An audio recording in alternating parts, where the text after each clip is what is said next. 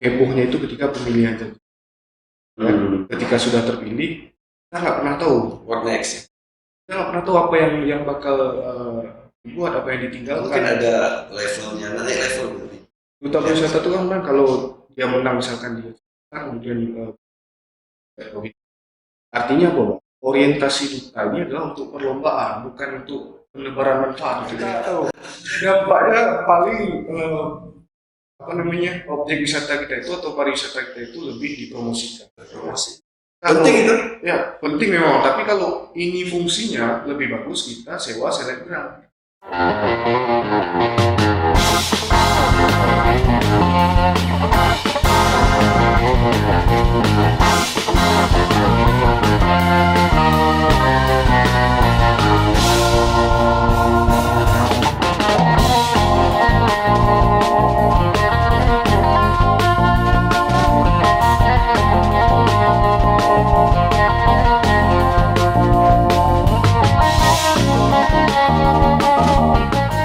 Assalamualaikum warahmatullahi wabarakatuh. Ketemu kembali dengan kami di podcast Mimi Pala. Masih dalam suasana Ramadan. Kali ini kita menghadirkan seorang narasumber yang masih muda, ganteng lagi. Selamat siang. Ya. Sama saya jawab salam dulu, Bang. Waalaikumsalam ya. Siang, Bang. Nih kayaknya Bang Mas sangat semangat ya, walaupun puasa. Ya, tamu kita kali ini ya, beliau bernama Toniko Anggara ya, mahasiswa di Fakultas Ekonomi Studi Pembangunan USK, juga aktif di beberapa organisasi ya, baik intra dan ekstra kampus, ada di UKM SPD, USK, kemudian ada di HMI, juga ada di Lembaga Pariwisata dan Lingkungan di Batku HMI Aceh, atau cabang gitu. Barangkali karena ini suasananya Ramadan, kita santai saja ini. Karena kita mesti santai, ini membahas berkaitan dengan tema yang sangat menarik. Ya, Aceh itu kan terkenal dengan banyak sekali wisata sejarah, ekoturisme, budaya. Nah, ini menurut kami perlu kita bahas kali ini, bagaimana pariwisata dalam perspektif. Ini mengajak penghargaan untuk bagaimana perspektifnya ya. Mungkin untuk pertama sekali dapat direspon soal kira-kira pariwisata itu apa. Oke, baik, Bang. Yang pertama memang ada banyak sekali kata yang sangat identik dengan pariwisata itu. Ya, mungkin pernah kita dengar wisata, ada pariwisata, ada wisatawan ya, ada pemandu wisata dan juga ada pariwisata. Untuk wisata itu sendiri sebenarnya definisinya sangat gampang. Ketika seseorang itu melakukan perjalanan itu sudah dikatakan sebagai wisata. Dia bangun tidur pindah ke kamar mandi itu sebenarnya sedang berwisata. Itu sedang berwisata, Bang, karena perjalanan adanya perjalanan dan dia itu berpindah. Adanya tujuan gitu ya. Ya. Tapi ketika dikatakan pariwisata masih sama perjalanan, tapi dia agak sedikit lebih kompleks. Artinya perjalanan ini punya tujuan tertentu dan punya maksud tertentu. Biasanya kegiatan pariwisata ini perjalanannya itu untuk rekreasi atau menghibur diri dari kesibukan. Itu dikatakan pariwisata. Kemudian ada lagi kepariwisataan. Kepariwisataan ini kompleks ya, Bang. Jadi seluruh hal yang berkaitan dengan kepariwisataan, baik perencanaan, jalan, transportasi segala macam itu dirangkum di dalam wisata. Itu jelas dari kan museum ya kan, kemudian pantai segala Iya. macam itu dijadikan objek. Destinasi ini adalah segala sesuatu yang menarik, Bang. Yang menarik kemudian itulah yang jadi daya pikat orang untuk datang ke situ sebagai Ya, kalau demikian adanya, ya kalau sesuatu yang menarik dan berbeda dengan tempat lain, itulah yang disebut destinasi wisata. ya. Nah, kalau apa namanya, Aceh sendiri banyak destinasi wisata yang berbeda dengan daerah-daerah. Baik, Bang. Untuk objek wisata ini, Bang, dia ada 3 kategori, Bang. Yang pertama itu ada buatan, ada semi buatan, dan juga ada alat. Di Aceh hampir lengkap nih, Bang. Ada tiga-tiganya. Tapi kalau pertanyaan Abang apakah ada objek wisata yang ada di Aceh tidak ada di tempat lain? Iya. Jawabannya ada. Kita pecah dulu satu persatu nih, Bang. Yang pertama adalah apa yang disebut ataupun apa contoh pariwisata itu tergolong ke dalam pariwisata buatan. Ketika 100% dari pariwisata itu, Bang, memang dibuat oleh manusia. Kayak misalkan museum, ya kan? Museum kan nggak mungkin langsung ada, kan? Yang dibuat oleh manusia. Kemudian ada semi buatan ini, kayak misalkan pantai-pantai, tapi sudah ditambah dengan warung-warungnya. Ini termasuk ke dalam seni buatan. Ini ada perpaduan antara alam dan buatan manusia. Kemudian ada yang memang full alami. Ini seperti misalkan hutan, ya, yang memang belum terjamah dan belum ada akses yang memang aksesnya itu dibuat oleh manusia sendiri. Itu termasuk ke dalam pariwisata alami. Kita balik lagi ke pertanyaan Abang, Bang. Aceh ada salah satu objek wisata yang tidak ada di tempat lain, yaitu Museum Tsunami, Bang. Oh iya. Museum Tsunami itu satu-satunya museum tsunami yang ada di dunia, kayaknya ada 2, Bang. Kalau nggak salah satu lagi ada di Jepang.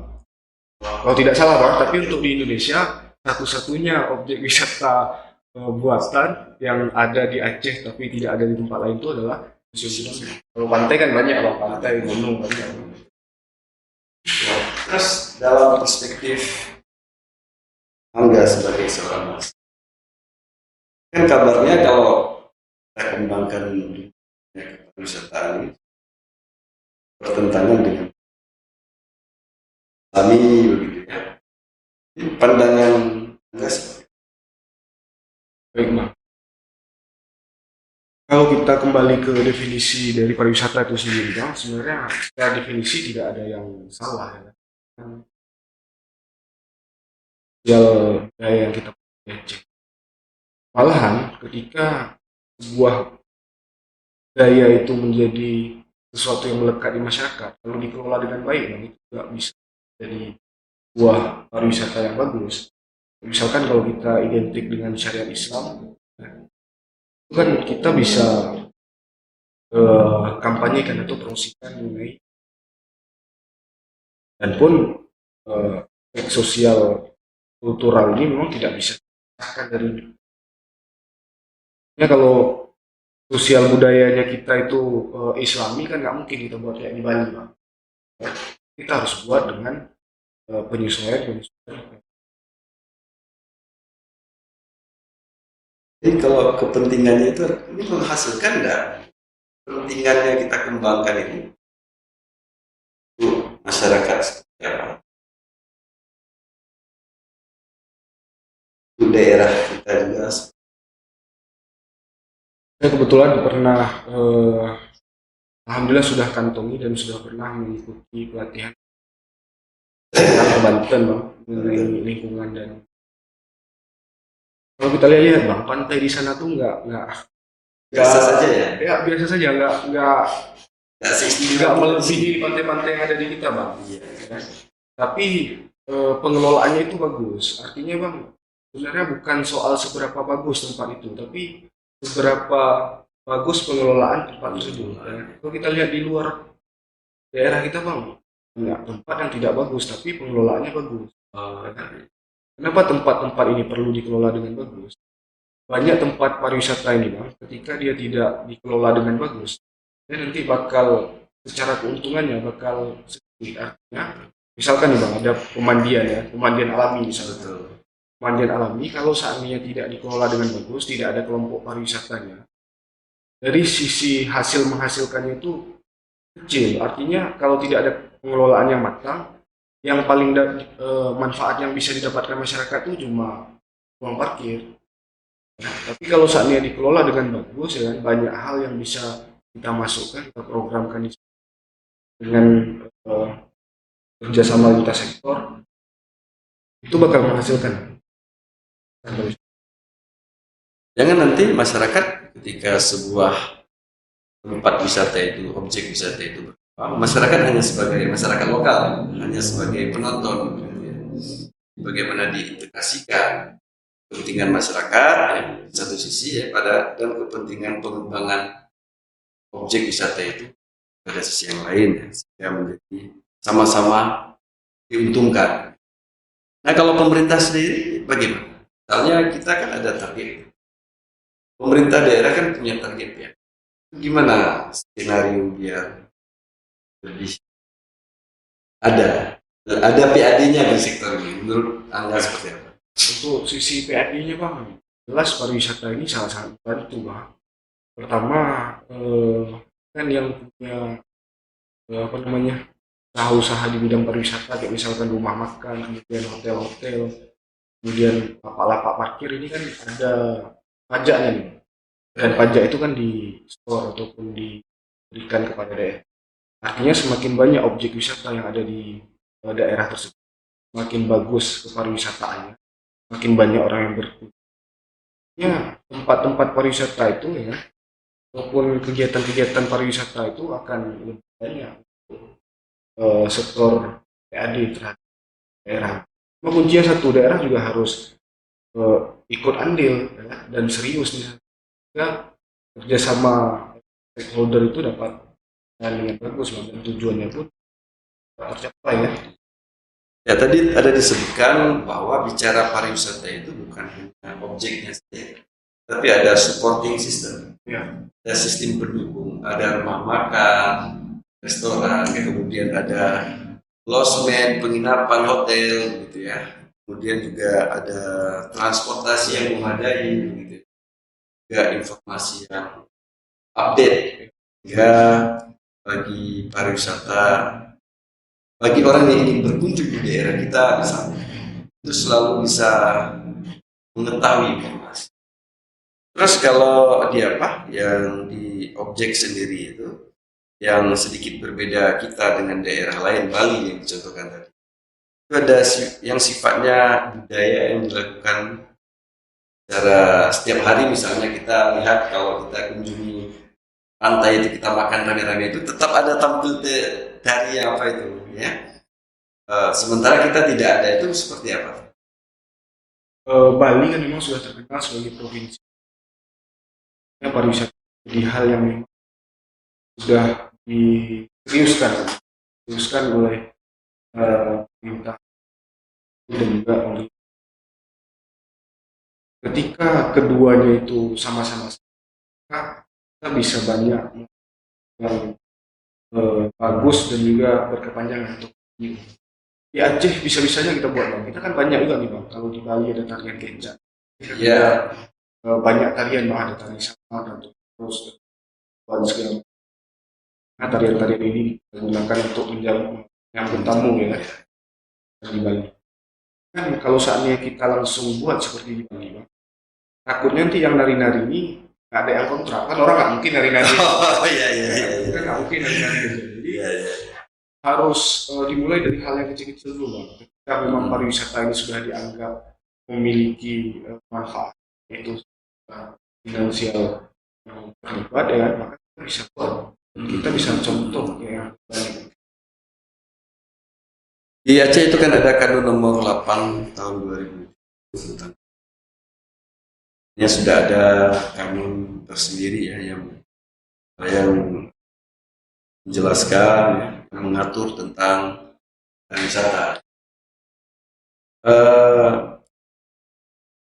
Yang mana misalnya atas dari kanun ini untuk pengembangan pariwisata? Yang jelas dari perspektif mahasiswa sendiri, ketika pariwisata itu sudah diundangkan, kemudian kita di Aceh sudah dikanunkan, ini kan artinya ada keseriusan, ada keseriusan untuk menjadikan pariwisata ini sebagai salah satu sektor unggulan yang bisa memberikan dampak kemajuan untuk negara pusat. Cuma kan pada saat ini realisasi kan belum kita lihat secara maksimal loh perlakuannya. Makanya selaku mahasiswa ya ini harus ditindaklanjuti.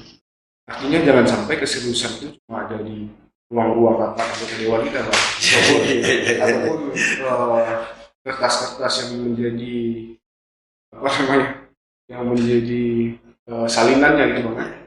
Jadi dari perspektif mahasiswa ketika melihat ini sudah dikanunkan, sudah diundangkan, kita harus kawal nih mahasiswa. Jangan sampai keseriusan itu di dalam ruang-ruangan aja.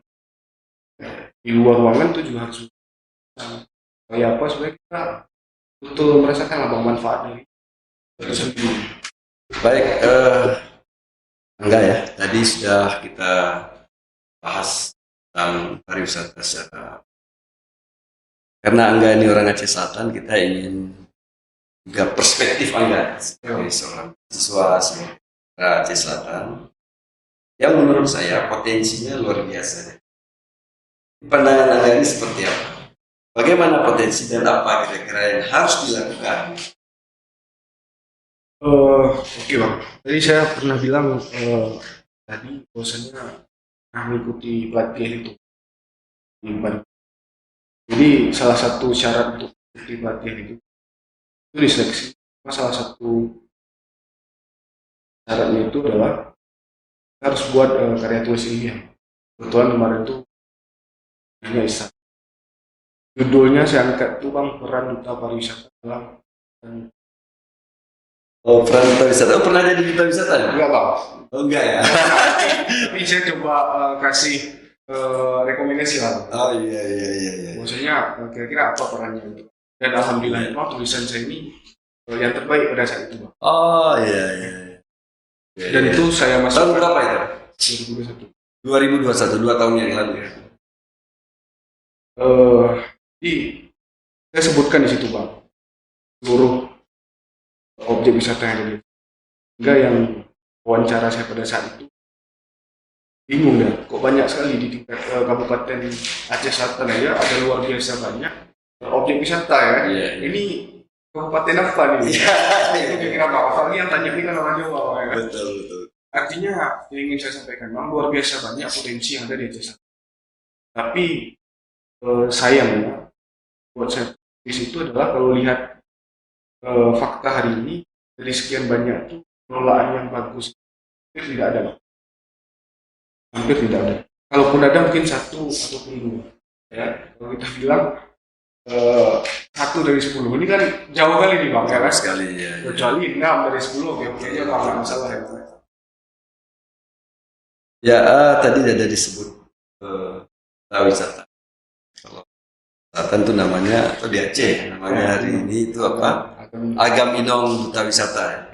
Kabarnya di Aceh Selatan tuh mulai tanggal 1 April sampai dengan. Gimana nggak ikut daftar? Nggak ya? Jadi menariknya gini bang. Ini apa yang menarik? Menariknya beberapa waktu lalu itu pernah dihebohkan bang. Duta pariwisata itu tidak jadi dipilih. Ada tuh bang rilisnya beberapa waktu yang lalu. Di kabupaten kita. Kabupaten itu ribut tuh bang. Saya selaku mahasiswa bang bingung. Pas diributkan, akan ini tidak bermaksud menohok dinasti. Oh tidak bang, maksudnya kayak gini bang. Saya ingin sampaikan bahwasanya kenapa pada saat itu heboh, seakan-akan yang kita pilih ini sangat-sangat berdampak bagi daerah kita. Ya, buktinya kan bang kita boleh cek nih bang, apa pertinggal tiap duta pariwisata di sana. Boleh Bang nanti tanya. Terus apa? Apa yang dia buat kalau nggak ada? Ya kita nggak tahu nih Bang ya.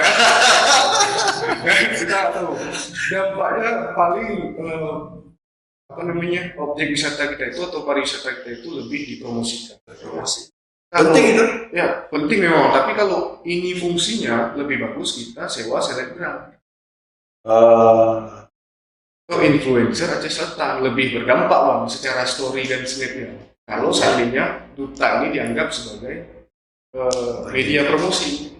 Nah, kan gitu Bang. Kalau cuma untuk promosi, kenapa nggak harus kita apa namanya, kerjasama dengan influencer aja sebenarnya. Ya.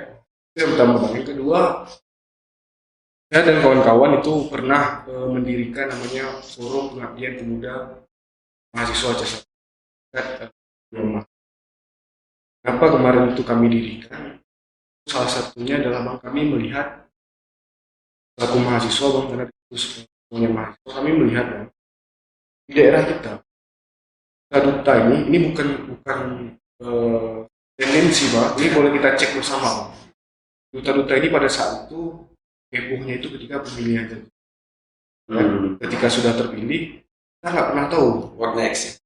Kita nggak pernah tahu apa yang bakal dibuat, apa yang ditinggalkan. Mungkin ada levelnya, nanti level pemilihan wisata tingkat provinsi, tingkat nasional, mungkin ada event yang Ada. seperti itu. Duta pariwisata itu kan kalau dia menang misalkan di kemudian artinya apa Bang? Orientasi duta ini adalah untuk perlombaan, bukan untuk penebaran manfaat di daerah. Ini kan akhirnya lucu-lucuan Bang. Ya, dia dipilih bukan untuk memperbaiki ataupun untuk memberikan nilai positif yang lebih banyak lagi untuk pariwisata, untuk dipersiapkan lomba mewakili daerah. Jadi ini kan sama dengan Disorientasi. Jadi kan kita pun nggak bisa salahkan juga Bang, mungkin peraturan yang mau dari itu Bang. Makanya kita nggak bisa apa namanya, berharap hanya pariwisata ini bagus, pariwisata ini unggul kepada pariwisata. Nah, lebih bagus berharap itu Bang kepada kelompok-kelompok pariwisata, LSM, orang ini nggak ikut lomba Bang. Ya? Jadi nggak ada tujuan yang memang dapat piala di sana. Ya? Terus saya belum terjawab tadi itu. Pandangannya seorang Angga ya, sebagai mahasiswa melihat potensi pengembangan pariwisata di Kabupaten. Untuk potensi sangat-sangat luar biasa banyak Bang. Tadi sebenarnya sudah disebutkan luar biasa banyak apa itu juga gereja. Ya apalagi ini kan kita podcastnya di Dinas Lingkungan Hidup nih ya Bang. Sebenarnya Loser itu juga merupakan objek wisata luar biasa. Tourism ya. Biaya pendakian gunung itu kan sejuta tuh.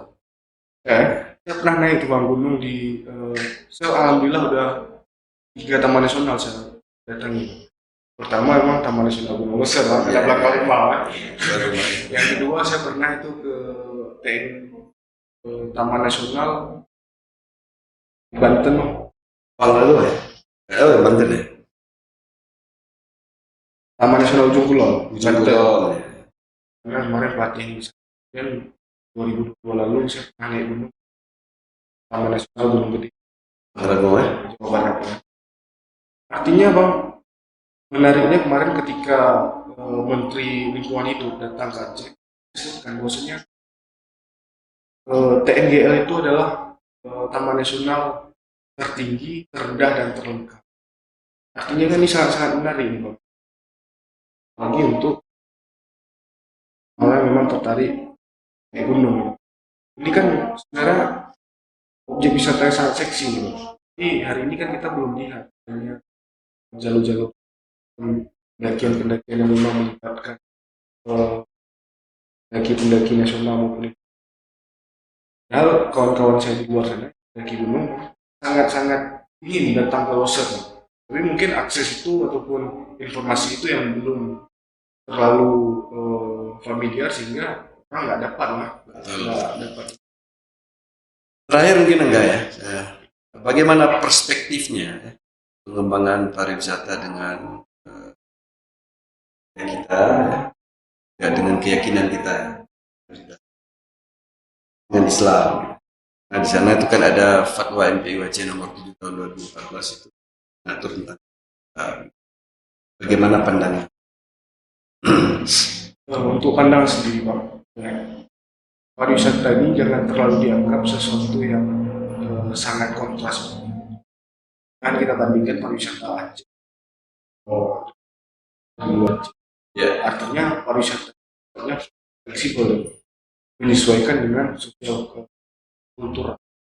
Kalau misalkan di Aceh kita itu identik dengan Islam, ya, maka harus ada penyesuaian. Artinya kalau di pantai-pantai di luar mungkin kita bisa dengan bebas minum arak ya, pantai Aceh, berarti dengan air kelapa kan kebetulan banyak air kelapa, banyak kelapa kan. Kemudian kalau di luar mungkin boleh bikini ataupun berpakaian bebas ya, dengan pakaian yang mungkin harus disikapi dengan fleksibel lah Bang. Artinya jangan sampai orang yang ingin berwisata ke Aceh menganggap Aceh ini sangat konservatif dalam melihat sesuatu, sehingga ada ketakutan sendiri. Orang berwisata ini kan untuk cari senam. Kalau yang kita tawarkan itu adalah ketakutan ataupun yang dilihat oleh orang luar itu adalah ketakutan, maka kita bakal di blacklist. Jadi artinya kan begini, bahwa kalau mereka ingin wisata seks, minum-minuman itu nggak ada di Aceh. nggak ada di Aceh. Kita tawarkan yang lain. Ya, kita tawarkan yang lain. Artinya wisata seks ini kan orang yang tidak suka seks kan tidak akan ke sana, Pak. Betul. Artinya kita tetap punya pasar untuk orang-orang yang memang tidak ingin wisata seks. Semua orang suka arak tuh Bang. Maka kita sediakan Korea Aceh Selatan ada bir palawa. Iya. Kita sediakan minuman-minuman alternatif lain ya, yang sifatnya itu lokal. Ini bagian dari pariwisata. Ini sangat fleksibel pariwisata ini. Yang jelas kita inginkan adalah pariwisata ini memiliki dampak bagus, bermanfaat untuk masyarakat, menunjang kesejahteraan dan pembangunan daerah. Baik, terima kasih luar biasa kita pada siang ini, Angga ya. Ini luar biasa maksudnya, diskusinya luar biasa. Semoga ini bermanfaat bagi kita semua. Terima kasih sekali lagi. Demikian diskusi kami dengan Toniko Anggara, salah satu mahasiswa yang sangat konsen terhadap isu-isu pariwisata. Demikian dan terima kasih. Assalamualaikum warahmatullahi wabarakatuh.